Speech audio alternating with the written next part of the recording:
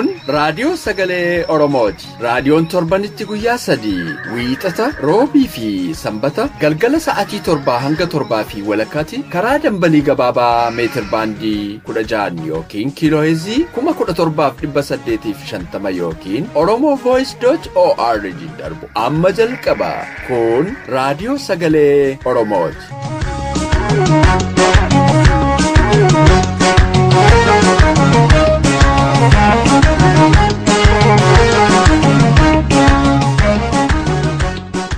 Akka mul'atan dhaggeeffattoota keenya kabajamoo kun qophii keenya sanbata raadiyoo sagalee Oromoo irraa kan isiniif darbu qophiilee keenya beeksisuun kan isin waliin turaan walii gammeeti.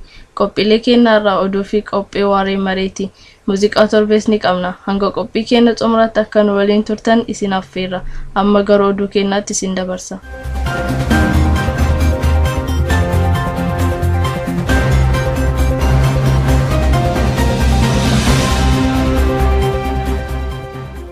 Akka boltan dhaggeeffattoota keenya oduu saati kanaaf qabnu sin dhageessisaa Annaabasaa Waaqjiraati. Jilli buttaa qaluu Oromiyaa lixaa magaalaa Naangoo Odaa Kaarraatti kabajamaa jira. Odeessi nu ga'e akka ibsutti jilli sirna gadaatti seenuuf gaggeeffamu kun sanbata har'aa eegalee haga boruutti kan walitti aansee gaggeeffamu. Sirna godina Wallaggaa lixaa aanaa Laaloo Asabii magaalaa Naangootti gaggeeffamu kanarratti uummati Oromoo aadaa Oromoo jaalatan hedduun akka argaman beekameera. Ayyaanni buttaa qaluu Odaa Kaarraatti guyyaa lamaaf gaggeeffamu kun mallattoo xumura gabrummaa akka ta'ellee hayyoonni aadaaf seenaa Oromoo himanii jiru. Naangoon bakka seena qabeetti kan bara qabsoon Oromoo bifa ammayyaatiin itti jalqabee bara 1970moota keessa buttaan itti qalamee gadaan itti haaromfame ta'uun seenaan kan yaadachiisu. Qeerroon bilisummaa Oromoo magaalaa Baalee ololaaf fakkeessaa gaggeeffamaa jiru mara akka balaaleffatan beeksisan. Qeerroon bilisummaa Oromoo mormii magaalaa Baaleetti har'a caamsaa 5 bara 2018 gaggeessan irratti Oromiyaan jijjiirama buqqaasaa bilisummaaf haqaa mirkaneessu malee jijjiirraa fakkeessaa umurii gabrummaa dheeressuuf bakka hin qabdu jedhaniiru. Kana malees gaaffilee fardii qaban dhaadannoon ifatti dhiyeessaa oolaniiru.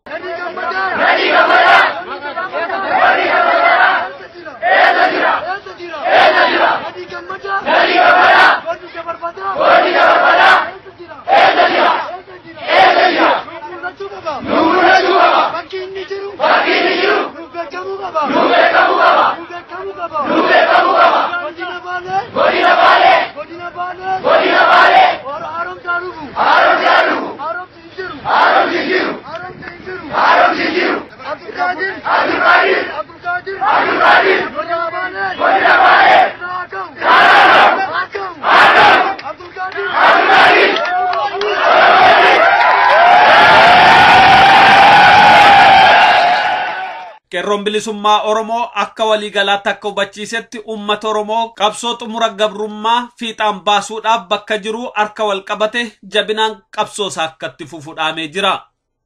Hawaasni Oromoo Awustiraaliyaa kibbaa har'a caamsaa 5 guyyaa gootota Oromoo kabajatan. Ayyaana yaadannoo magaalaa Adilee keessatti gaggeeffame irratti gootota Oromoo bilisummaa Oromoof wareegamaniif yaadannoon kabajaa godhameera. Barreessaa waldaa hawaasa Oromoo Awustiraaliyaa kibbaa obbo Kadir Ibrahim akka nuuf ibsanitti ayyaanicha kabajuun dhaloota dhufu abdachiisuudha. Guyyaa gootota Oromoo kana kabajuun warreen qabsoo irratti wareegame yaadachuun kan jirullee ni jabeessaa deebii ammaas kan fuula dura gartee qabsaa'uuf deemuuf illee hamilee ta'a. Kanumaan wal qabatee ammallee deebitee hayyoonni keenya kaan dirree jira, kaan mana hidhaa jira, kaan illee biyyarraa bahee jira. Akkasuma bakka jirutti waan yaadataniif kan jirus akkasuma wal duraa duubaan seenaadhaaf jechuun seenaaf ta'a. Qabsoo bilisummaa Oromoo jabeessuuf kaayyoo goototi Oromoo irratti wareegaman milkeessuuf akka hojjetanillee hirmaattonni ayyaana kanaa hubachiisaniiru. Guyyaan gootota Oromoo eebelli 15 bara 1980 irraa kaase akka ayyaana sabaatti waggaa waggaan kabajamaa jiraachuun kan beekamu.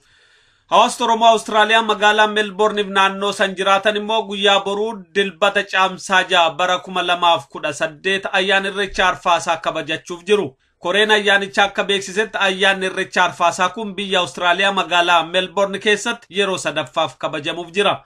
ayyaanni mallattoo nagaaf latiinsaa ta'e kun akkuma Oromiyaa keessatti kabajamaa jiru biyya ambaa keessattis akka kabajamuuf saganteeffamillee beekamee jira. Irreechaan Arfaasaa caamsaa 6 bara 2018 Daandinoog bakka Kokodaa Track jedhamu irratti akka kabajamu koreen kun dabalee hubachiiseera.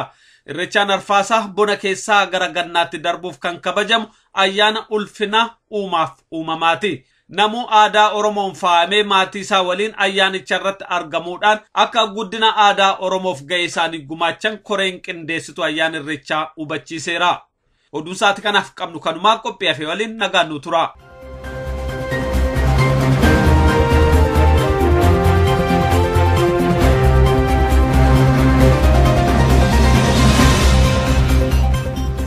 amma immoo qophiin kawwaalii torbeeti itti aansee sagantaa keenya dilee waaree malee dhiyaata.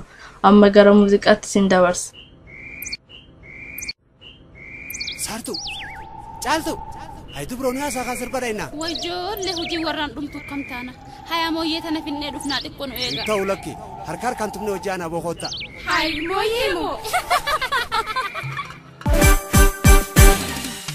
Kayroo duumni gaaddisa kayroo duumni gaaddisa kayroo abdii biyyaa duumni gaaddisa kayroo duumni gaaddisa duuraachisi duumni gaaddisa kayroo duumni gaaddisa shahii way waachisi duumni gaaddisa kayroo duumni gaaddisa shahii wal nyaachisi duumni gaaddisa kayroo duumni gaaddisa kayroo duumni gaaddisa kayroo duumni gaaddisa kayroo duumni gaaddisa kayroo Kairo dumi gatisa Kairo dumi gatisa Tedaga mogurka dumi gatisa Kairo dumi gatisa Ya dumana dai dumi gatisa Kairo dumi gatisa Galata mogurka dumi gatisa Kairo dumi gatisa Ya moye hazai dumi gatisa Kairo dumi gatisa Kairo dumi gatisa Kairo dumi gatisa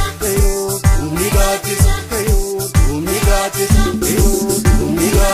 Kairo Afalaga galti manyati wakallen sifakati male singe sutakallen waiko me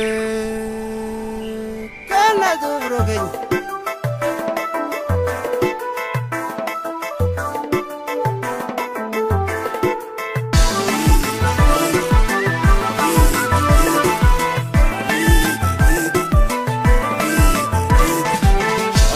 gorogutu angash godi martu nasirbi tenano nu bamfutu nasirbi tenano nu bamfutu oke gorogutu angash godi martu nasirbi tenano nu bamfutu nasirbi tenano nu bamfutu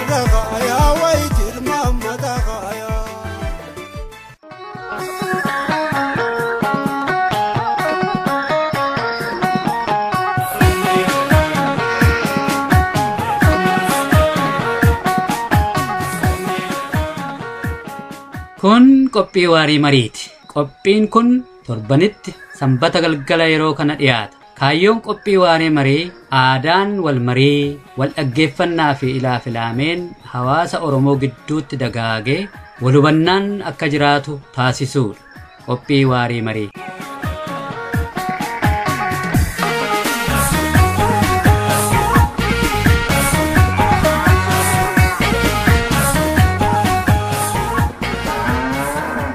Ayyee dhaggeeffattoota keenya kun torbaanitti sa'aatii kana kan dhiyaatu qophii waarii mariitii. Qophii waarii marii har'aa obbo Aliyyii Galatoo waliin waaressinaa. Obbo Aliyyii Galatoo hedduu galatoomi waan nu dhiyaatteef. Ulfaadhaatille. Mee Ali baroota sadan darban kana gabaabbinumatti waan Oromoon argatee amma addunyaatti haa ta'u, mana namaatti haa ta'u, ollaa hundatti haa ta'u, namni irratti haasa'ee itti gammadee kanatu nu mul'ate jedhee kaasuu danda'u maal fa'aatu jiru mee? Waan inni argate jechuun illee hedduu nama rakkisaa. Maaliif wanti waggaa 3 kana ta'ame silaa uumamaan ta'amuu qabu. Kaagammaa namni ittisee irra taa'eerutu ta'ame jechuudha. Sababa ilmaan Oromoo hedduun itti wareegamaniiti waan akka duraa itti jiraannee hin dandeenyu wanti fedhe gadaa dhufu ka jedhuuni itti seenuuni. Namni hedduun ammoo kara nama hagoo. Namni hedduun Oromoo waa kennuu irratti fuula deeffateeti lubbuu isaallee dabalee jechuun kun qabeenyaan waa adda addaatiin investii Oromoo godhee jechuudha. Oromoon ofirratti investii godheeti addunyaa tana keessatti maal akka ta'e akka mul'atu ta'ee jechuudha. Oromoon hin mul'ate malee waa argate hin qabu. Oromoon waan hedduu baaseeti kaqara dhokateeru akka addunyaa keessatti akka sabaatitti. Akka nama biyya qabuutitti, akka nama amala gaarii qabuutitti, akka nama gootummaa qabuutitti, akka nama waldhageettii qabuutitti, akka nama hooggana qabuutitti waan dur hin qaban Oromoon hin qabu qabaachuullee hin danda'u jedhee namni alagaanis firris jedhaa ture sani dhoggeeti Oromoon addunyaa kana keessatti mul'ate. Oromoo waa argate hin qabu. Oromoon waa argate hin qabu. Woma isaati malee. Woma isaati waan isaatuu hin arganne. Amma waa argate namni tokko ka jedhamu yoo waan kan keen taane waan biraa fidde malee waan kana fakkeenyaaf akka amma gurraacha Ameerikaa gurraachiniif adiin qixaa jennaani akka kan qixa ta'e immoo karaa'uma beekna maaltu haarawaa jedhan garuu qixaa miti jedhaa waan ajjeesaa turaniif waan hidhaa turaniif waan barnoota doogganiif waan maal godhaniif duubatti akka waggaa hedduu inni deebu godhanii Oromoollee wanti godhame woma inni uumaan qabu kana doogganiiniti waggaa hedduu akka inni barnootaan qabeenyaan jiruun eenyummaan amantiin maaliin akka inni duuba hafeeti woma silaa uumamaan qabu kana akka inni hin qabaanne doogganiiti isaa akka inni waliin akka sabaatitti waliin hin jiraannu ka godhan kana isaa kana isa fudhannee hin dandeenyu isa waliin jiraannee hin dandeenyu akki duraa sun hin ta'u heddumanna malee jedheeti Oromoon ba'ee wanti haaroftii waggaa 3 keessatti ta'ame yoo jiraate kanuma malee Oromoo akka kiyyatti Oromoo kan argate kana ta'e wanti jedhamu jijjiiramni ammoo hin jira. Jijjiiramni jiru kun Oromoo waa argate jedhamu hin jedhamu suni waan irratti ilaalamu akka itti ilaalamuu fi waan itti safartutu murteessaa jechuudha. Ayyee bareeda yaadi Oromoon waan dura jalaa dhookateetu mul'ateen kunuu qabxii bareeda. Wantoonni mul'atan kun namni amma akka safaruu danda'utti kana jennee kaa'uu dandeenyaam? Hin dandeenya. Wanti kaa'uu dandeenyu illee jira. Wanti garii ammoo intangible jedhanii waan amma si dhagahamuu fi waan amma laakkaa'u safaruu hin dandeenye waan jechootaan ibsuu dandeettu malee waan garii bikkuu ma dandeetta. Wanti bikkuu dandeettu lakkoofsi nama Oromoo akka namaatitti addunyaa tana bakka wayii qabaachuu qaba. Namni jedhu waan kanaaf ammoo waan qabu miti uf kennuuf akka uummanni Oromoo qophaa'eeru mul'isuun kun qabsoon Oromoo balbalatti akka dhiyaatteettu ibsaa jechuudha. Ka biraa wanti jijjiiramni yookiin ammoo wanti ittiin safaramu tokko Oromoon magaalaayyuu akka nama jiraachuu hin dandeenye tokkotti kalaalani ilmi Oromoo tokko Arakkiiloo warri jedhu san seenee maqaa kana fudhachuun kunillee waan safaramu tokko. Ka biraa wanti Oromiyaan jedhaniit biyya isaatiif saba kana warra isa garboonfaturraa adda baasaniit hulee akka Koongireesii Ameerikaatitti mootummoota Ameerikaa mootummoota warra mootummaa bakka bu'u warra kan mootummaa Austraaliyaa keessatti Yurooppiyaan Yuuneenii keessatti miidiyaa addunyaa kanneen bebeekamaan ummata Oromoo, Oromiyaa, ummata Oromoo, Oromiyaa jedhanii dubbachuun kuni ummanni Oromoo tokko akka jiru. Ummanni Oromoo kun biyyi isaa Oromiyaa akka ta'e. Ummanni Oromoo kun mirga ofiitiif akka falmataaru. Kun wanti nama kakiyyaa kan keetii waggaa dheeraa hiriira qindeessee achi deemee as deemee namni kun waraana galee kun maal jedhee kun waa barreessee kun miidiyaa banee wanti wanna jedhuufi addunyaa kana keessatti biyyiti teennaan nullee akka laakkamnuuf maaliif nama laakkaametu waa isaa dubbatama jechuudha. So addunyaa kana keessatti illee laakkayamne bakka gurguddaa sila dokumentii rifarii irraa gootu akka United Nations, akka mootummaa Ameerikaa, mootummaa Austraaliyaa, mootummaa Awurooppaa, Ingilizii biyya adda addaa keessatti wanti Oromoo kun seeneera jechuudha. Kunillee waan laakkaamuu danda'a. Wanti laakkaamuu hin dandeenye adda namni an Oromoo jedhu lakkoofsisaa dabalaa deemaa. Haganallee jennee isaa tiksisaa qabaachuu hin dandeenye. Adda Oromoo ta'uun numaraa baay'ee nu gammachiiseera. Ba'aan nurraa bu'eera. Haga qara wanti Oromoo akka ta'in laata. Hammaatinna rakkatinna waan jedhu namni akka kiyyaa amma narraa bu'e jechuudha. Maaliif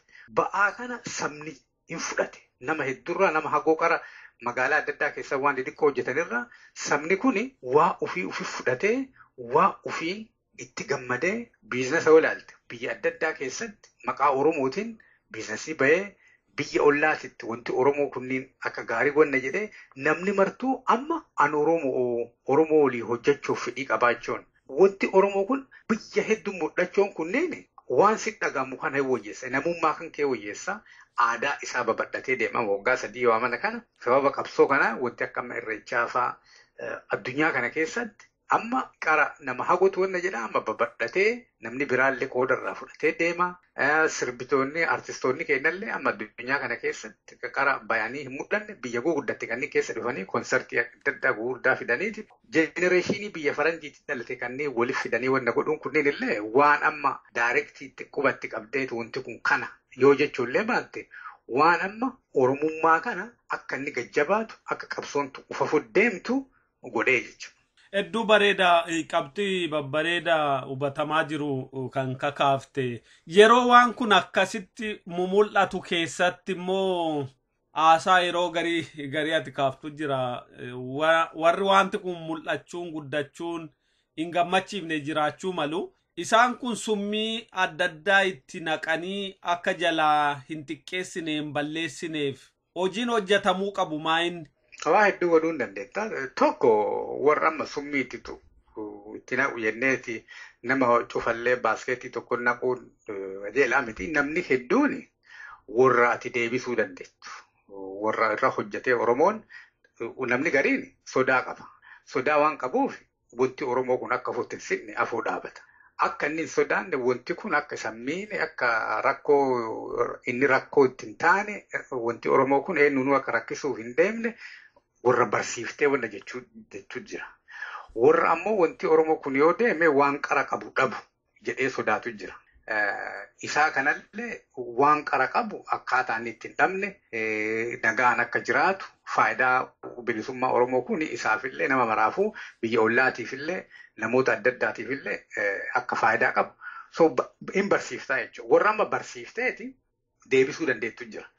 Warra amala gaarii itti mul'ifteeti deebiftutu jira. Warra waan xixiqqaa gooteefiiti deebiftutu jira. Warra yeroo kenniteefi itti ariifachuu baatteeti inni nuu suuta wanti kun waan gaarii akka ta'e argu jira. So warra yeroo kennituuftu jira.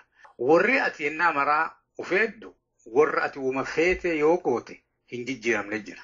Warri kunneen warra ati garbicha taatu malee faayidaa irraa argannee jira jechuudha. Warri amma akka mootummaa Itoophiyaa keessa jirani namoonni gariin wanti kun Oromoon aangoo qabaachuun miidhaa isaanii fida malee waan qara argatan san dhaban jechuudha. Wanti isaan argatan kun karaa nagaa ofii daldalanii ofii hojjetanii waan taaneef nama Oromoo kana rakkisuun, saamuun, hatuun, ajjeesuun, hiisisuun, biyyaa baqachiisuun waan faayidaa keessaa buufataniif beeki warri amma kan godhu kunillee faayidamaaf godhaabe.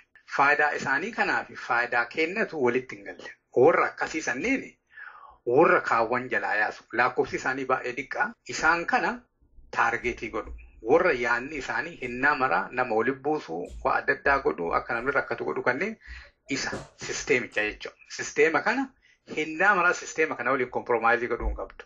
Sisteemichin Oromoo rakkisee dadhabsiisee hiyyoomsee wallaalaa godhee akka inni humna wayinuu akka hin qabaanne beekumsaanis akka inni humna hin qabaanne qabeenyaanis akka humna hin qabaanne amantiinis akka humna hin qabaanne aadaan akka waa ati si wayyeessuu danda'u kana mara akka inni hin jabaanne irra hojjetaa jechuun sisteemichi. Kanaaf sisteema irratti fookasii godhaniiti warra sisteemni kun yoo jige faayidaa argachuu danda'u kanneen ammoo garaa maraayyuu uffisisaniiti waliin jabeessanii waan kana ofirraa achi dhiibaniiti beeki. Istiraatejii namni martuu yoo walii hime waan deemuuf kanaaf deema waan deemu kana argadha jedheeti ka karaa nagaan deemu ka qawween dhugaasu ka hujii barbaadatu ka biizinesa barbaadatu ka amantii fi ka nagaan deemsifachuu barbaadu ka lafuu fi nagaan qotachuu barbaadu kunniin martuu akkaataa waan silaa godhachuu barbaadu itti godhachuu danda'u wanti amma nu oofnu kun waan kanneen mara akkaataa inni itti faayidaa qabu poolisii si deebisaa jechuudha.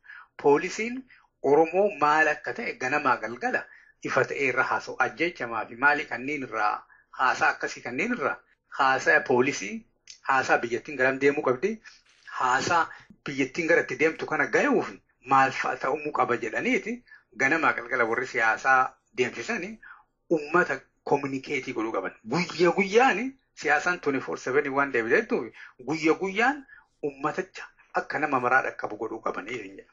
Hedduu bareeda keessumaa yeroo ammaa kana waan amma jijjiirama mumul'ate wal qabatee haalli deemaa jiru gama kaaniin mootummaan wayyaanee kufaatii siyaasaa irra ga'e kana jalaa ba'uudhaaf waan uummati gaafatu waan uummati dubbatu haasaa malee dhugaatti jijjiirama sabni Oromoo barbaadu fiduuf miti ani warri kaasan jiru warri biraa immoo jara kanaaf yeroo kenninee haa ilaallu warri jedhan jiru. Waan yeroo keessatti haasa'amu jechuudha. Wanti kun akkamitti ilaalame gaariidha. Ati akkamitti ilaalta? Jijjiirama fidanii warri jedhullee dhugaa qaba. Maaliif warri ammarra jiru warruma qararra jiru. Gaumaa wanti namni haaroftii wayituu itti dhufne haasaa jijjiirame malee warri achi jiru warruma qara jiru jechuudha. Dur kanaaf jijjiiruu dhabanii amma kanaaf jijjiirama fidanii jedhanii namni haa dubbatu malee namni argee jira. Harka hedduu maaliif yeroo yoo ilaalte jarri kun akka Oromoo homaa hin goone addi bilisummaa Oromoo 1992 itti dammaqee bahe. Dhaaboleen biraallee waggaa 15 turaa itti dammaqaaran. Deebanii OPDO'n illee amma dammatte jecha waggaa 27 booda. So wanti amma gaarii ta'e namni martuu jarri kunniin jijjiirama uummanni barbaadu fiduu akka hin dandeenye waliigaleera amma. OPDO ta'ee, ABO ta'ee, dhaaba biraa ta'ee jijjiirama warri kun akka hin finne namoo argeema. Jijjiirama isaan hin fidan jedhanii ammoo namoota achi keessa waa ati barbaaddu dalagu tuquun sirra hin jiru. Amma yeroo kennaa fi warra jedhu jira.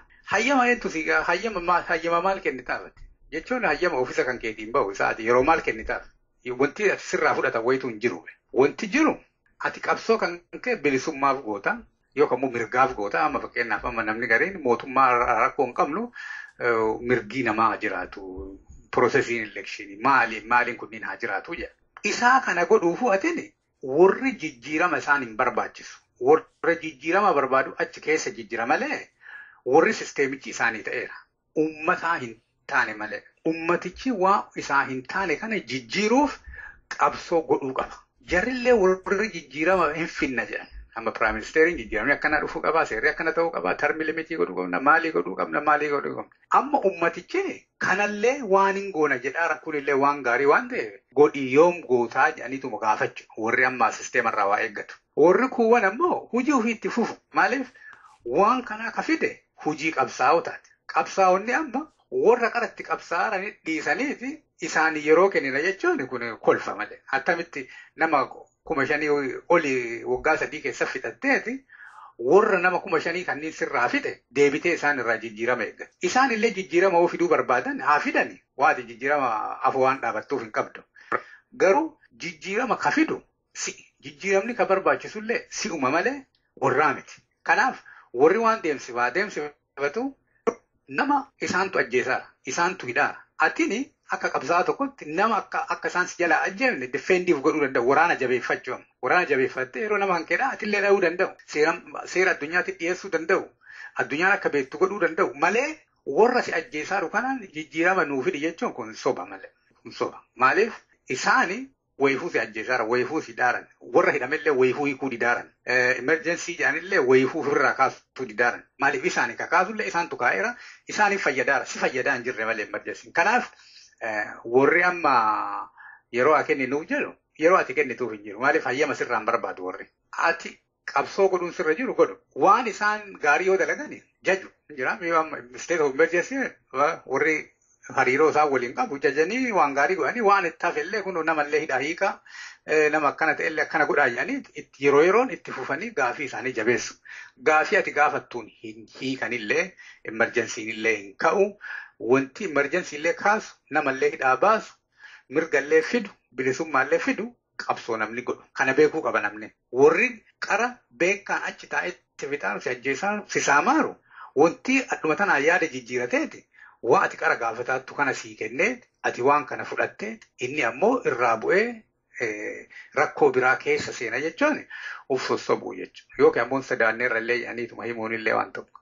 Ayyee hedduu bareeda obbo Aliyyi baay'ee fayyaa ta'e yaada babbareeda kaaftee egaa saatiin keenyas gara xumuraatti jira dubbii kana yoo goolabnu akkuma barame namni Oromoo waan kaleessaa fi waan har'aa duwwaa otoo hin taane waan egereellee yaaduu waa gochuu qaba wanta Oromoon irra guddisee waggoota ofafoo jiran haa ta'u yeroo ofafoo jiran kanarratti hojjechuu jiran lama sadaan tokko nu kaaftee yoo nu xumurte.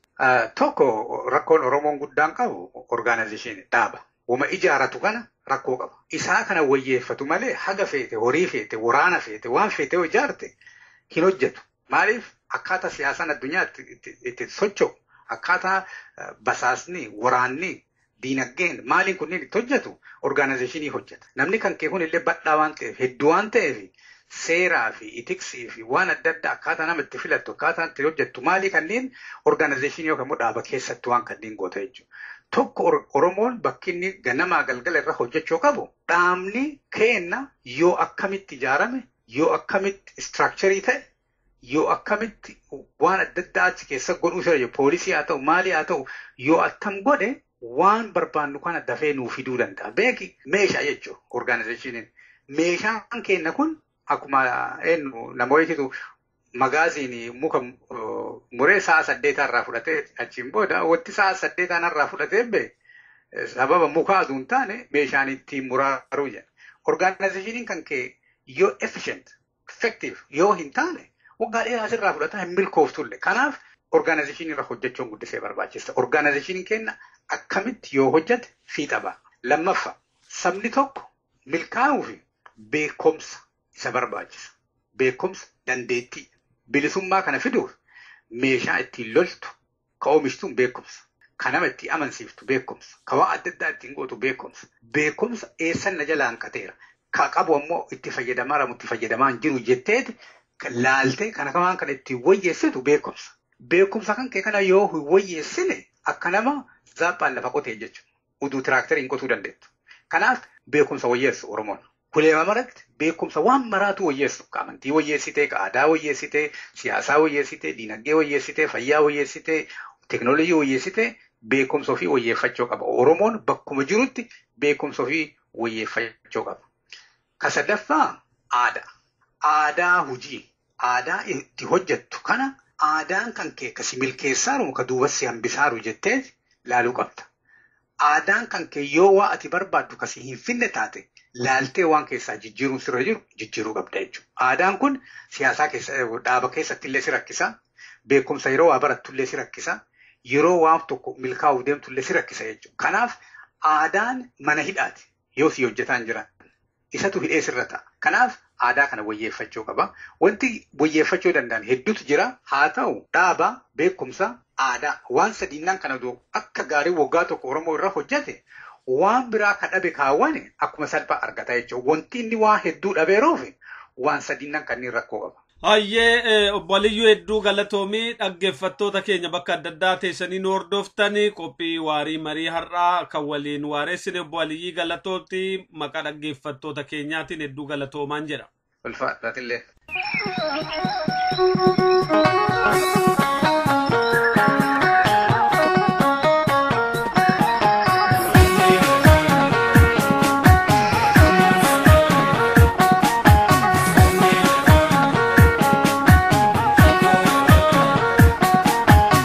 hanga yoonaatti kan caqasaa turtan raadiyoo sagalee Oromoo dambalii gabaabaa isinii darbaa ture. Daqiiqaa 30 waan waliin turtaniif hedduu galatooma. Qophiilee keenya wiixata hanga walitti deebinu nagaan nuuf tura.